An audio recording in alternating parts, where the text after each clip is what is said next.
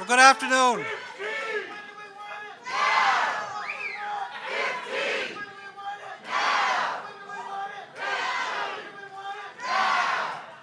Well, good afternoon, everybody. Good afternoon. And thank you for coming out today to join with our great governor, Governor Andrew Cuomo.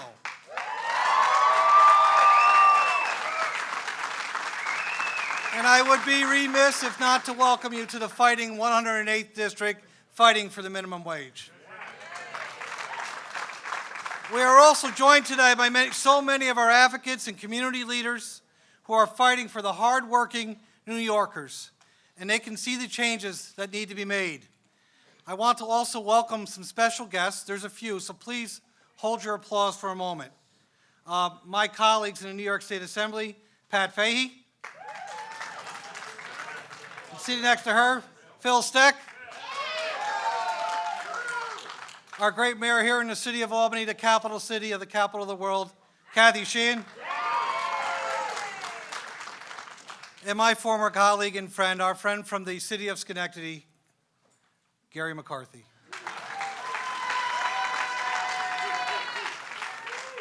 I'd be remiss not to mention a person that we've all respected, a person I've known for 1,000 years. He's not on the list, but I see him over there, Bishop Emeritus Howard Hubbard.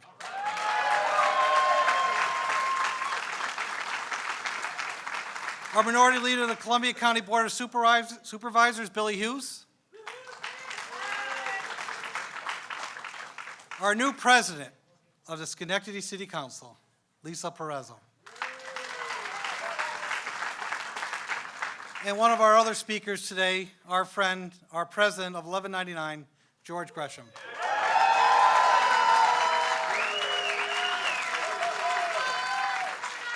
So why are we here today? We are here to fight for fair pay for all workers because millions of New Yorkers are scraping by to make ends meet. And we really do need to fight for it because it's not fair that there are many people across our state who work hard, yet are living a life of poverty because the minimum wage is too low. New Yorkers cannot comfortably live on the current minimum wage. Not in Albany, not in any other community across our great state.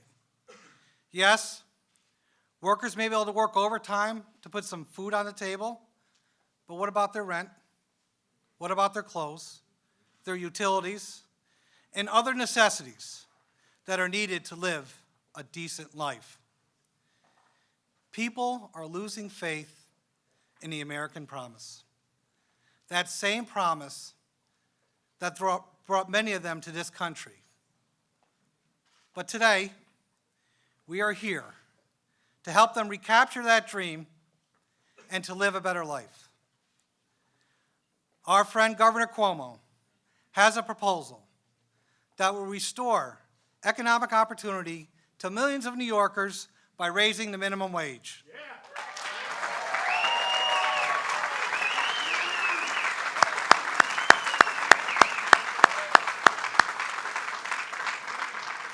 This increase is necessary if we want to lift New Yorkers out of poverty and get them on the path to a brighter future. Absolutely. New York State must continue to be a leader in the fight for fair pay. And together, we're going to make a living wage the reality for millions of New Yorkers. Yeah. Clap.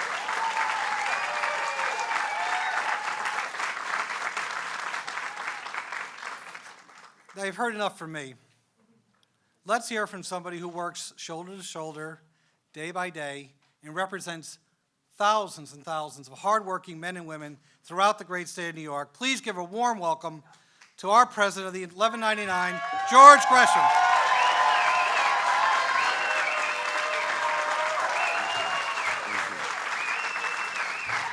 Good afternoon. Good afternoon. Very, very happy to be here today to make history, to say once again that the state of New York, the Empire State, is a place that gives and returns dignity to work. And dignity comes in many forms, But the most important form for people who work very hard is to have the ability to take care of our families, to make a living wage, and to stop making poverty wages.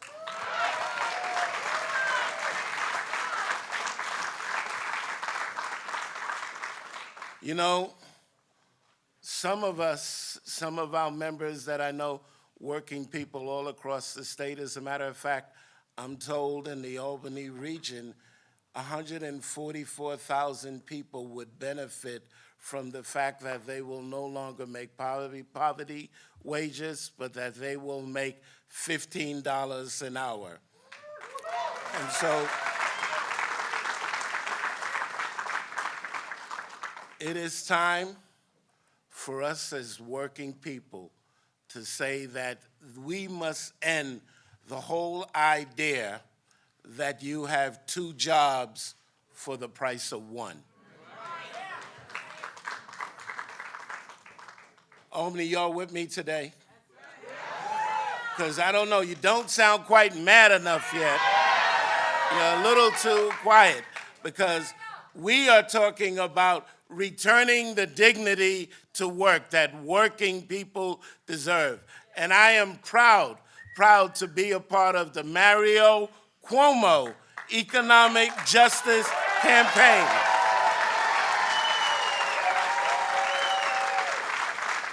I am very proud to be a member of New York State that has a governor that sees injustice and doesn't run away from it, but faces it. Governor Cuomo has led the country in many initiatives. You know, 2, maybe 3 years ago, the whole idea in this country of marriage equality and treating people with dignity and respect was something that was, one, unheard of, until one governor from New York decided that those two words, marriage and equality, are very American ideals, and New York is going to stand up for those.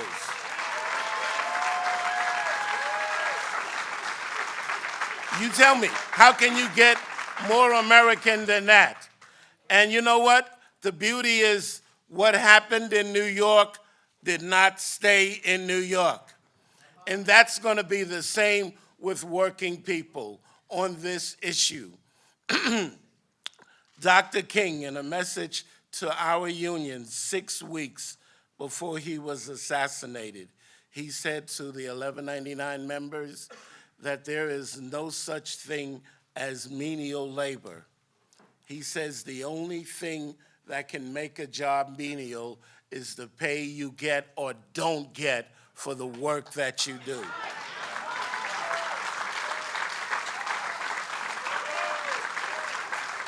With this initiative, Governor Cuomo is stating that at this point, from this point forward, there will be no menial work in the state of New York. All work will have dignity. All people will have the ability to take care of your families, so that some of you may not have to work that second job in order to take care of your family. And rather, you're able to maybe stay home and spend some time with your children so that your children aren't raised by the streets rather than their parents.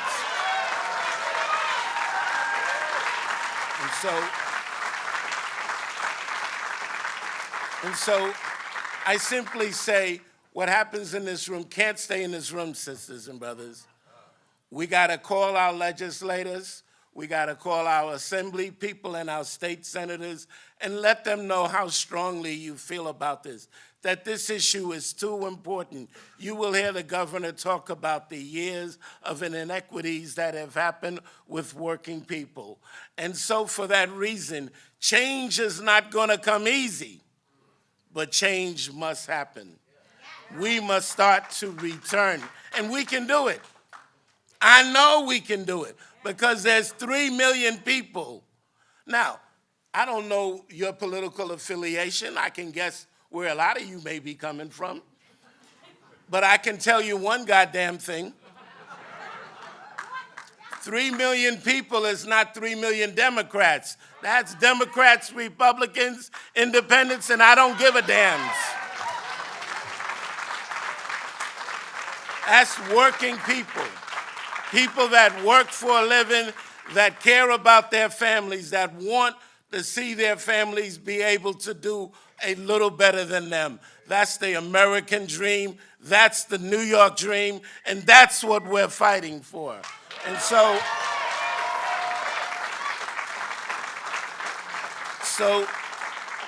it is my honor to bring to you our chief executive, the one who started this campaign, the one who is so committed and invested in this campaign that he named it after his father because he knew these were the things that Mario Cuomo stood for. And I can tell you, my father was my idol. He's not with us anymore.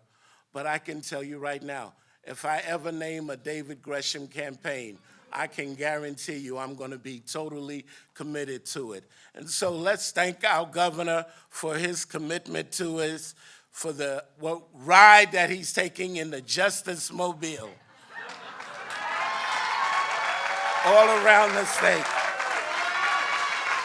Sister and brothers, let's give a big welcome to our governor, Andrew Cuomo.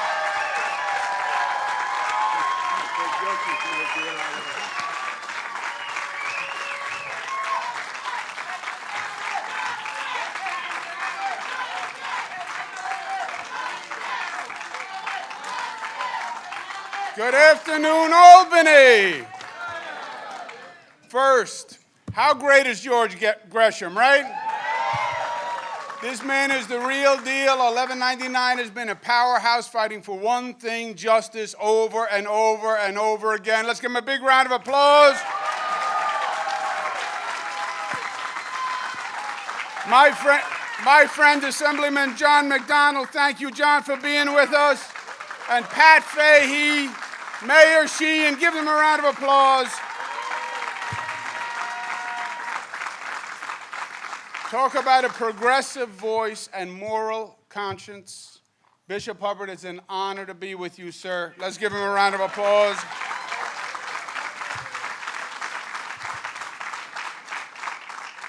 As you heard from George, we are going all around the state. We have a big recreational vehicle.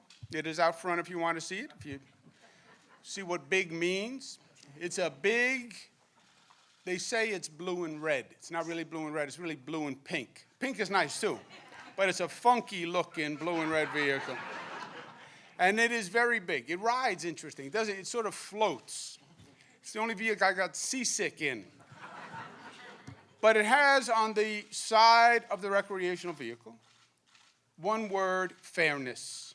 Fairness. And that's what this is really all about. It is not a complicated issue. It is about fundamental fairness. And we all talk about this new economy and the changes in the new economy. And the truth is there is a new economy. And it has changed this country. And it has changed this state. Because it's not just about an economy. It's not about an economic calculation. It's about relationships, and it's about power, and it's about how we treat one another.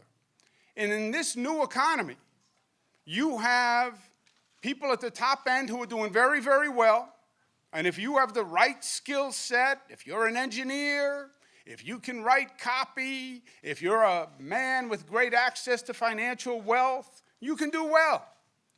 But if you're anybody else, you are at a second strata, and the economy is not working for you. And simply, that is not fair. This new economy diminishes the working man, demoralizes people to think that they can't get ahead, and their kids are not going to get ahead. It's diminished the middle class, and it is just wrong. It is just wrong. It's wrong across the country. But it's wrong in New York, and the difference in New York is we don't stand for it, and we're going to stop it here, and we're going to say it should be stopped everywhere.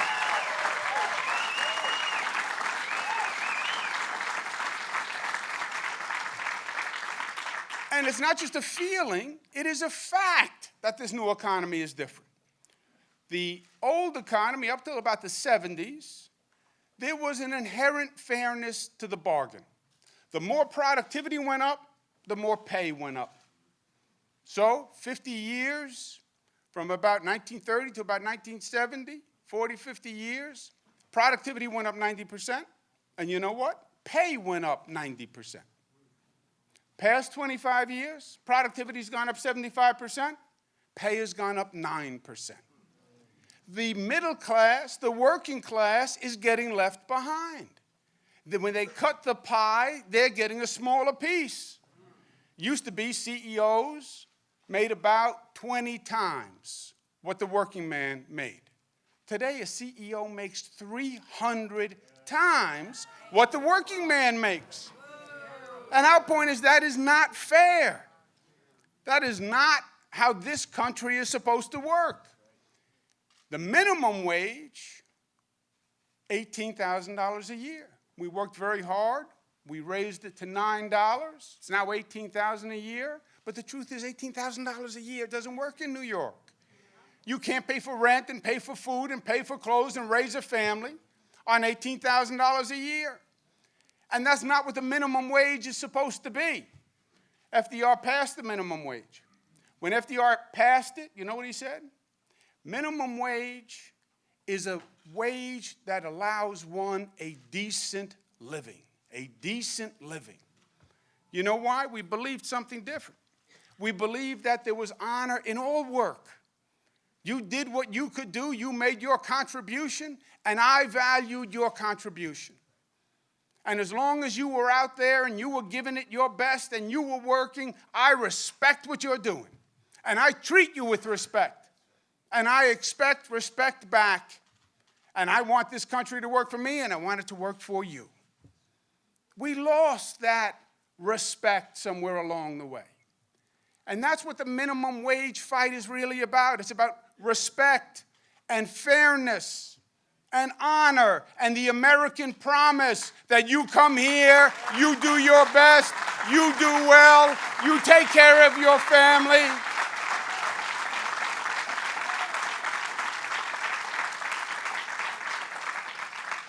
So we want to make work pay. We want to provide what the minimum wage was supposed to provide, which is a decent living if you work full-time, and that means raise the minimum wage to $15 an hour because that's what it takes to actually take care of a family in New York.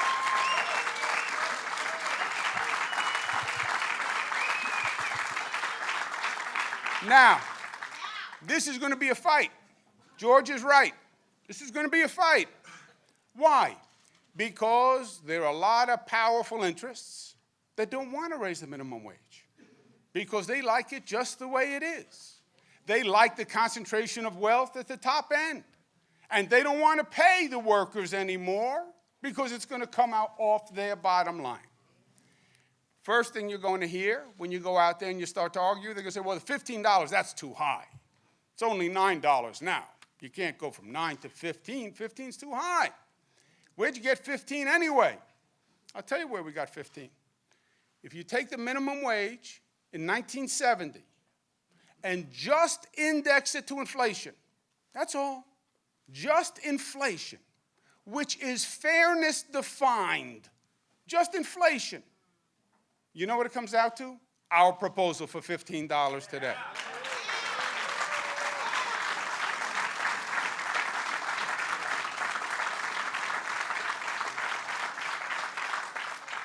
And then they're going to make this argument. This is what the conservatives are going to argue, because I've heard it already. Well, government has no business getting involved in the private sector. This is a private sector discussion, and you should leave it to the private sector to figure out what they pay. Baloney, not to use a different word. I don't want to say anything bad in front of George. I have to get back in the RV with him. First of all, the law for decades has been the federal government sets a minimum wage and the states set a minimum wage. For decades. Number two, the way it works now is a minimum wage worker. We just went through this in the Fast Food Workers Wage Board. You have a fast food worker who makes the minimum wage, works for McDonald's or Burger King. They pay the minimum wage. Minimum wage is about $18,000 a year. In the state of New York, you work full-time at McDonald's, you make $18,000, you are still below the poverty line. So the state government provides benefits to those workers, food stamps, etc. You know what those benefits add up to? About $7,000 a year. So look at what we are doing as a state, as a nation. McDonald's pays the worker $18,000. We pay them as taxpayers $7,000. The person really earns $25,000. $7,000 coming out of our pocket. You want to talk about an absurd scam on the taxpayers. The conservatives love to say, I'm taking care of the taxpayers. You're taking care of the taxpayers? Well, why are the taxpayers subsidizing McDonald's and Burger King and employers who don't want to pay a minimum wage? Why are we paying $7,000 so a family can live and pay rent? They are making billions of dollars, and the taxpayers are subsidizing it. It is an absurd, repugnant argument. What they're really saying is, when they give your tax dollars to big corporations, that's okay. But when we say, no, we'd rather pay a worker what they're worth, then we're interfering in the marketplace. It is a hypocrisy that is as transparent as a piece of glass, and we're not going to take it anymore.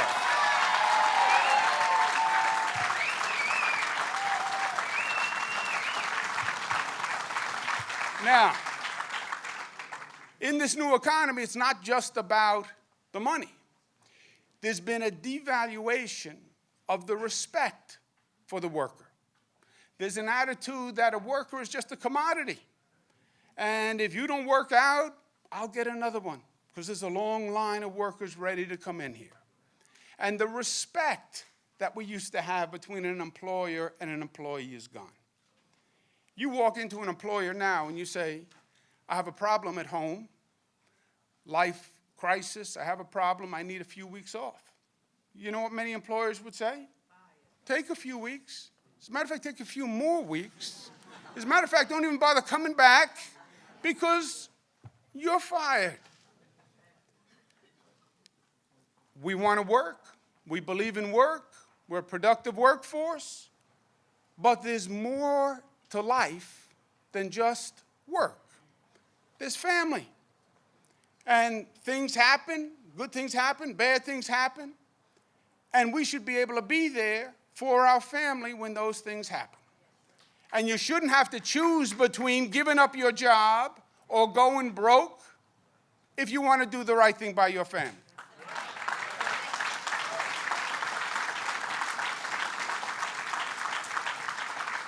I went through this last year. My father was sick. He was getting towards the end. We knew he was getting towards the end. We knew it was a matter of weeks. And I kicked myself every day because I should have been there. And there was always something, there was always some crisis, something. But those are the times in life you're supposed to be there. To have a conversation, to just sit there, to just smile, to just be there, to hold a hand, to wipe a tear, just to be there. And everybody has that right. Everybody has that right. I don't care what job you have. You have to have that right. That's why we have to pass paid family leave that allows a person to live their life with respect.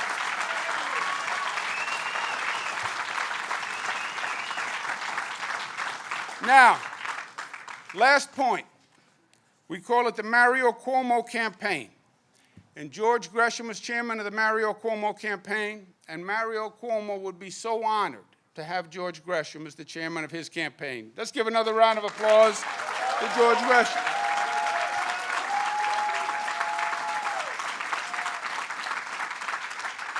And Mario Cuomo would be so honored that Bishop Hubbard was here today supporting this cause, Bishop.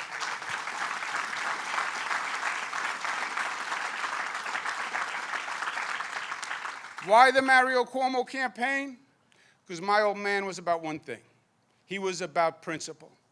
And he was about fighting the good fight. And he was about fighting for the working man and fighting for the middle class. And he didn't care how powerful the opposition was or who the opposition was. He was going to fight for what is right. He was in this building, on this stage many, many times, saying, here's the next fight for fairness. Here's the next fight for justice. Here's the next fight to make the middle class stronger and better. Here's the next fight to restore hope. That's what this is all about. And that's what this fight is. The clearest, most fundamental fight for fairness against an economic injustice that has been pervasive for decades, and we have taken it too long, and now we're standing up and saying we want what's right and what's fair, and that's 15, and that's paid family leave.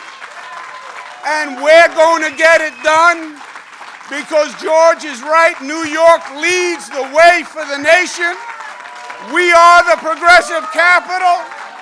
We led the way on workers' rights. We led the way on women's rights. We led the way on marriage equality. We led the way on gun control. We led the way on cleaning up the environment. And we're going to lead the way on economic justice and get this 15 done. And we're not going to stop until it happens. We're going to do it together the old-fashioned way. Let's go do it. God bless you.